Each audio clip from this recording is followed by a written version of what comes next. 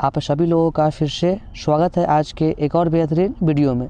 जैसा कि आप सभी लोग भली भांति जानते हैं कि आप लोगों के लिए जो बिहार डीएलएड एंट्रेंस एग्ज़ाम है, ठीक है, उसका जो फॉर्म है वो फॉर्म जनवरी में 20 तारीख से भराना स्टार्ट हो जाएगी, ठीक है।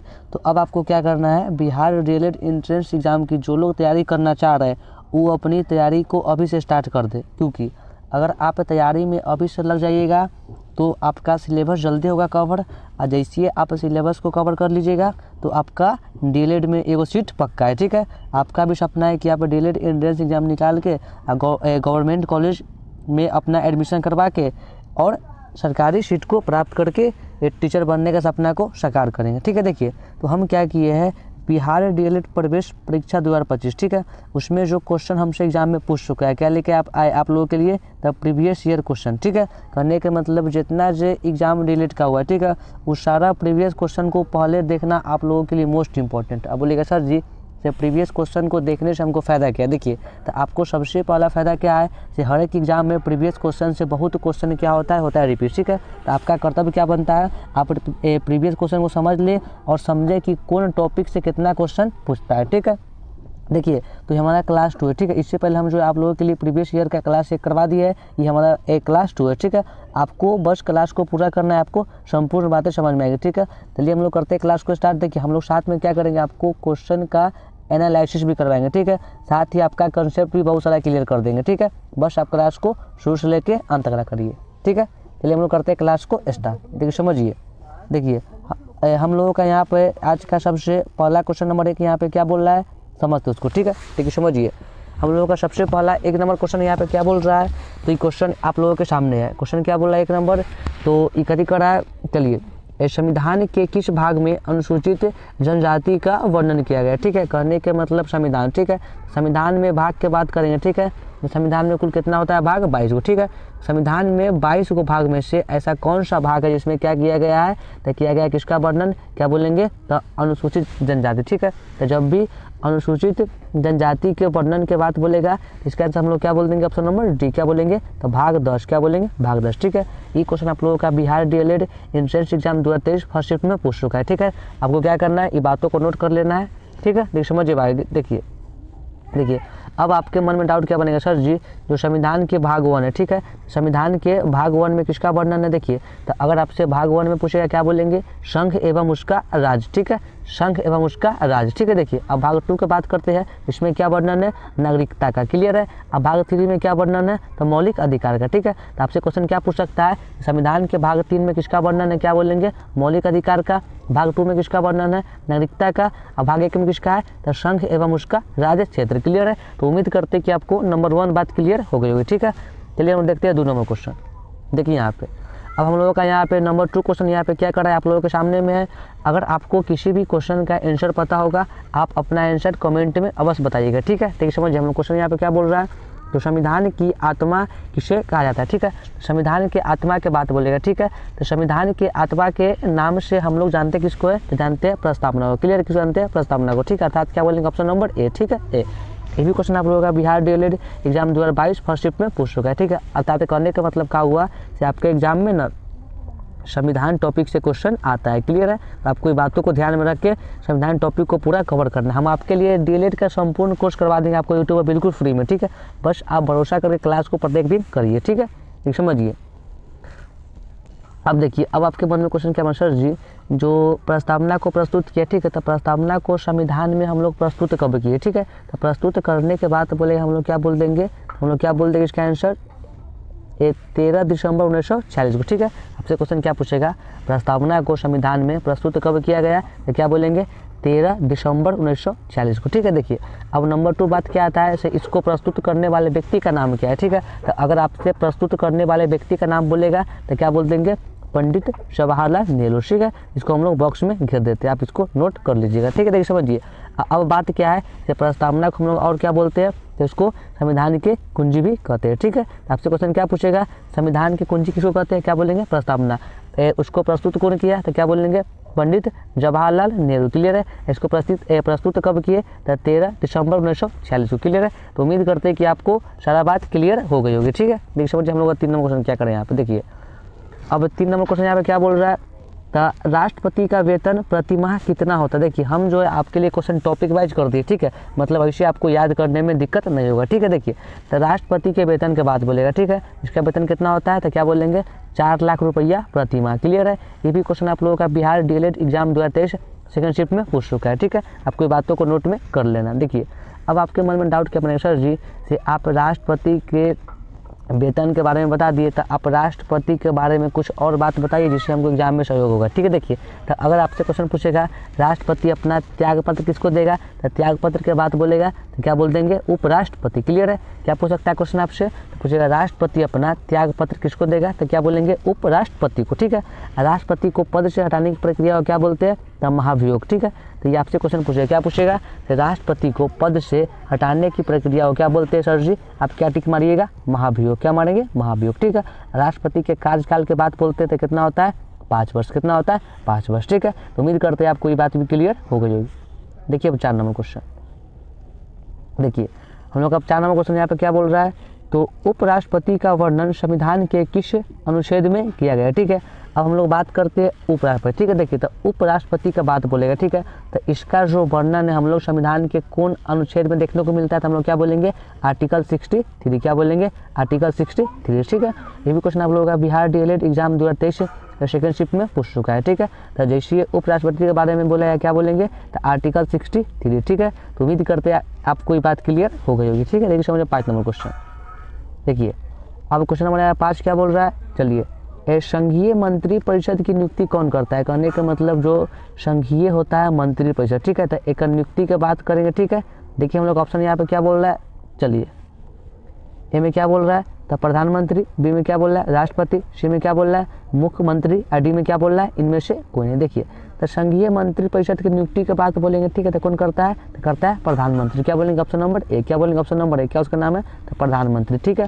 ये क्वेश्चन आप लोगों का Bihar DElEd exam 2022 first shift में पूछ चुका है, ठीक है। आपको सब बातों को नोट करके दिमाग में बैठा लेना है। देखिए समझिए, देखिए अब आपके मन में क्वेश्चन क्या बनेगा, सर जी जो प्रधानमंत्री, ठीक है, तो आप प्रधानमंत्री के बारे में कुछ बात बताइए, ठीक है। देखिए समझिए क्या कर रहा है, तो इसका वर्णन अनुच्छेद 74 में मिलता है, ठीक है। इसका मुखिया प्रधानमंत्री होता है, यह अपना इस्तीफा राष्ट्रपति को ही दे सकता है। कहने का मतलब क्या हुआ, जो प्रधानमंत्री होता है, ठीक है, तो वो अपना जो है इस्तीफा देता है किसको, तो क्या बोलेंगे राष्ट्रपति। किसको बोलेंगे राष्ट्रपति को, ठीक है। क्या बोलेंगे राष्ट्रपति को। कहने का मतलब क्या हुआ, जो संघीय मंत्री होता है परिषद, ठीक है, तो ओकर वर्णन संविधान के कौन आर्टिकल में है, तो क्या बोलेंगे आर्टिकल 74 में, ठीक है।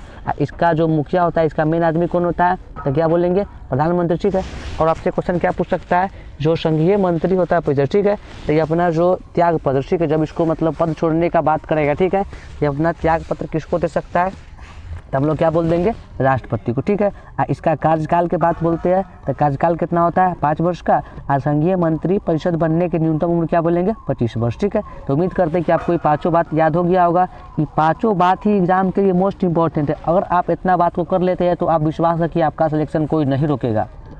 देखिए अगला प्रश्न समझिए यहाँ पे, अब यहाँ पे 6 नंबर क्वेश्चन यहाँ पे क्या बोल रहा है, तो कह रहा है संसद के कितने सदन होते हैं, मतलब संसद में सदन के बात बोलेगा, ठीक है। ऑप्शन में कह रहा है 1 गो, बी में कह रहा है 2 गो, सी में कह रहा है 3 गो, और डी में क्या कह रहा है 4 गो, ठीक है। संसद में बात क्या करेगा, क्या पूछेगा आपसे क्वेश्चन, संसद में कितना होता है सदन, हम लोग क्या बोलेंगे 3 गो। कितना होता है 3 गो, ठीक है। अब आपके मन में डाउट क्या बनेगा, सर जी जो संसद का होता है 3 सदन, आप तीनों के बारे में हमको बताइए। देख समझिए, देखिए तो सबसे पहले क्या को बोलते हैं लोकसभा, इसको बोलते हैं राज्यसभा, ठीक है। आयोग क्या होता है, ये होता है राष्ट्रपति। क्या होता है एगो राष्ट्रपति। क्लियर है।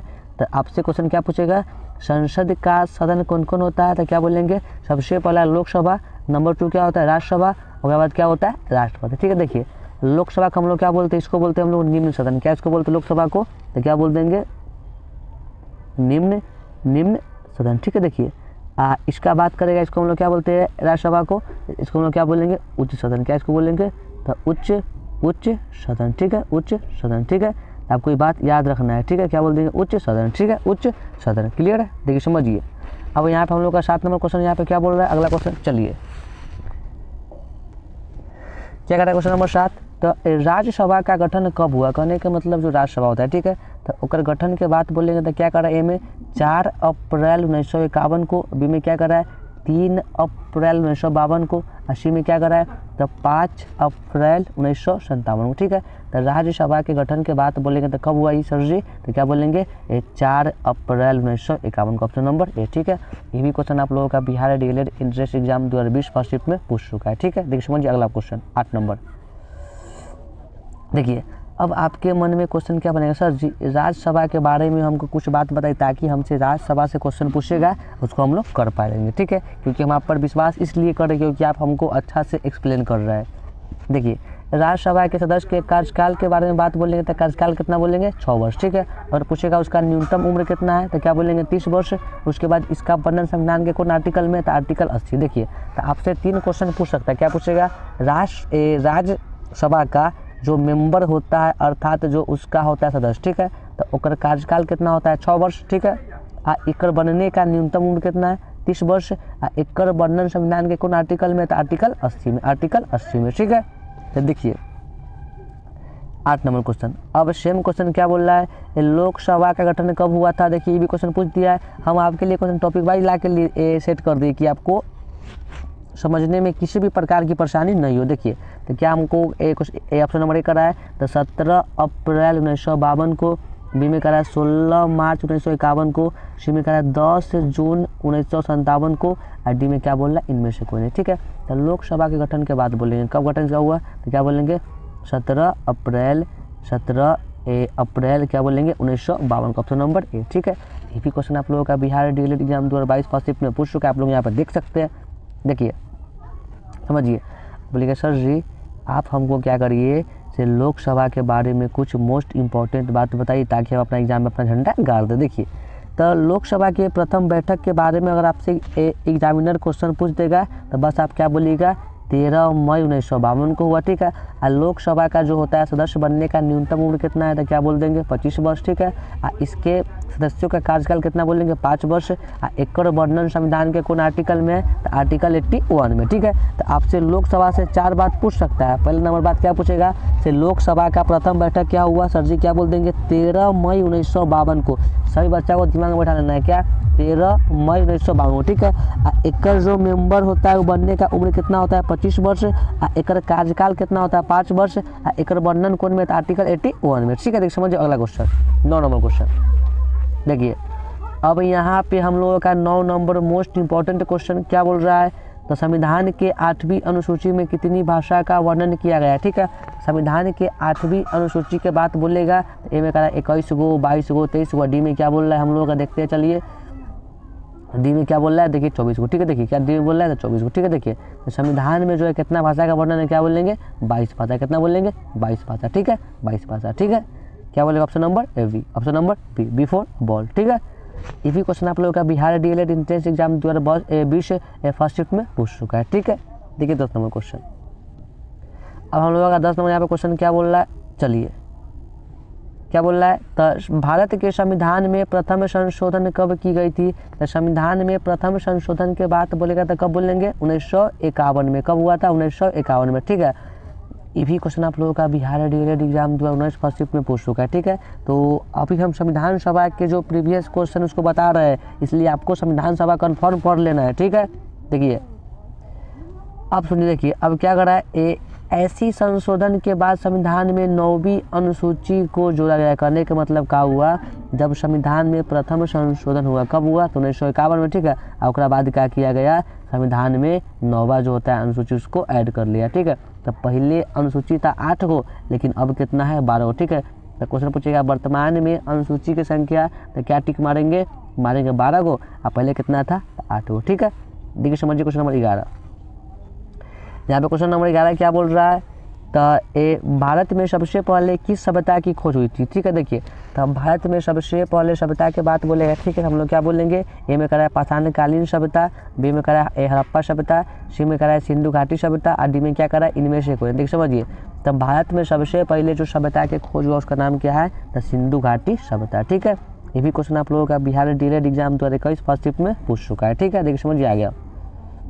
देखिए अब क्वेश्चन नंबर 12 हम लोग का क्या बोल रहा है, चलिए क्या कर रहा है, तो पूरा पाषाण काल में मानव की जीविका का मुख्य आधार क्या था? कहने का मतलब पूरा पाषाण काल में जो मनुष्य है अपना जीविका के लिए क्या करते थे? तो कृषि करते थे। क्या करते थे? कृषि करते थे। ठीक है, ऑप्शन नंबर सी। देखिए समझिए अब क्या यहाँ पे कर रहा है, भारत में पूरा प्राचीन युग सभ्यता का विकास प्लेटोसीन युग से हुआ। ठीक है, इसी काल में होमो सेपियंस ज्ञानी मानव का उदय हुआ था। आपसे क्वेश्चन क्या पूछेगा?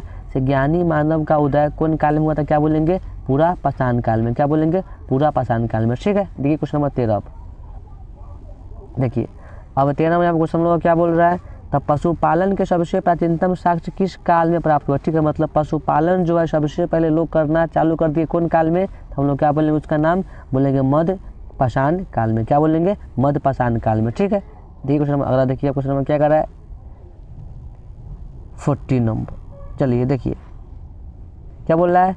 तो मानव ने कृषि का आविष्कार किस कार्य में किया? कार्य यहाँ पे क्या होगा? काल। टाइपिंग होगा मिस्टेक, क्या होगा? काल। ठीक है, देखिए तो मतलब मानव के बात बोलेगा। ठीक है, तो जो मानव है, ठीक है, तो मानव जो है से अपना जो कृषि का आविष्कार कौन काल से प्रारंभ किया? तो काल के नाम बोलेगा हम लोग क्या बोल देंगे? काल के नाम नौ पाषाण काल। क्या बोल देंगे? नौ पाषाण काल। ठीक, ऑप्शन नंबर देखिए क्वेश्चन नंबर 15।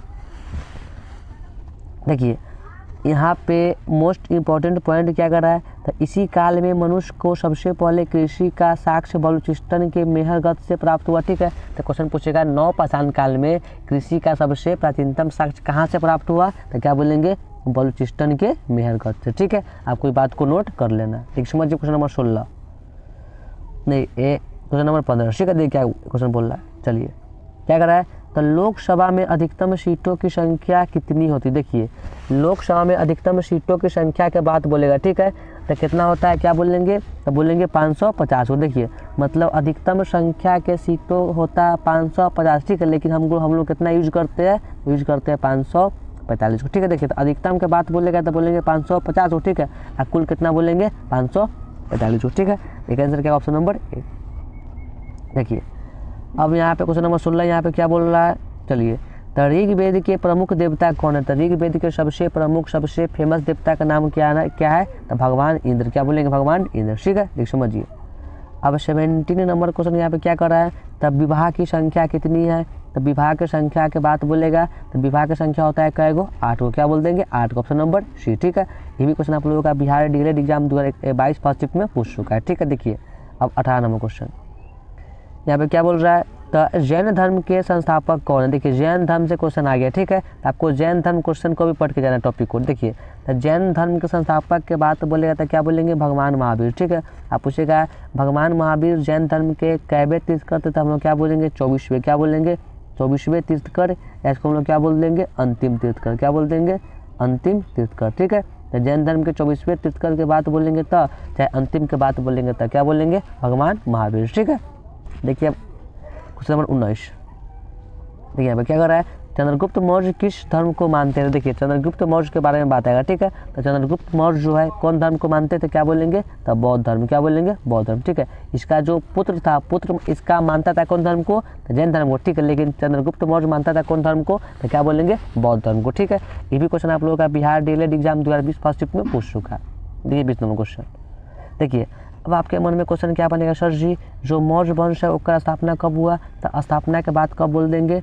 बोल देंगे 322 ईसा पूर्व में। ठीक है, चंद्रगुप्त मौर्य जो है उनको सेल्यूकस निकोटर को कब हराया था? क्या बोल देंगे? 305 ईसा पूर्व में। ठीक है, तो अगर इसको हराने का बात बोलेगा तो बोलेंगे 305 ईसा पूर्व में। ठीक है, मौर्य वंश का स्थापना कब हुआ? 322 ईसा पूर्व में। ये बात आपको ध्यान में रखना है। देख समझिए क्वेश्चन क्या करा? 20 नंबर क्या बोल रहा है? तो समुद्रगुप्त का दरबारी कवि कौन था? देखिए समुद्रगुप्त के दरबारी कवि का बात बोलेगा हम लोग क्या बोल देंगे? उसका नाम, और नाम क्या था? हम लोग क्या बोल देंगे? हरिसेन। क्या बोल देंगे? हरिसेन। ठीक है, ये भी क्वेश्चन आप लोगों का Bihar DElEd entrance exam 2022 first shift में पूछ चुका है। ठीक है, तो जैसा कि आपको पता है बिहार डीएलएड एग्जाम में सामाजिक विज्ञान मतलब जीके जीएस का क्वेश्चन पूछता है 20 को। ठीक है, तो हम आपको 20 क्वेश्चन करवा दिए। ठीक है, आपको क्या करना, जितना आपको हम एक्सप्लेन करवाए ना, आप उस सभी बातों को नोट कर लीजिए, क्योंकि ये सब जो बात है ना एग्जाम के दृष्टिकोण से मोस्ट इंपॉर्टेंट है। ठीक है, तो उम्मीद करते हैं कि आपको क्लास अच्छा लगा होगा। ठीक है, अगर अच्छा लगा होगा तो आप क्या करिएगा? इसको एगो लाइक कर दीजिएगा। ठीक है, क्या करना है आपको? लाइक करिएगा। ठीक है, और अगर आपको क्लास अच्छा लग रहा है तो सब्सक्राइब करिएगा, और आप चाह रहे हैं कि आप डीएलएड एंट्रेंस एग्ज़ाम के सभी सब्जेक्ट की तैयारी कर पाए तो आप इससे जुड़ जाइए, क्योंकि हम आपको यहाँ पे डीएलएड एंट्रेंस एग्ज़ाम के प्रत्येक सब्जेक्ट की तैयारी करवाएंगे। ठीक है, बस आप बेफिक्र होकर एक बार विश्वास करिए और क्लास को ज्वाइन कीजिए। ठीक है, चलिए हम लोग करते हैं क्लास को समाप्त। ठीक है, सभी को नमस्कार, धन्यवाद।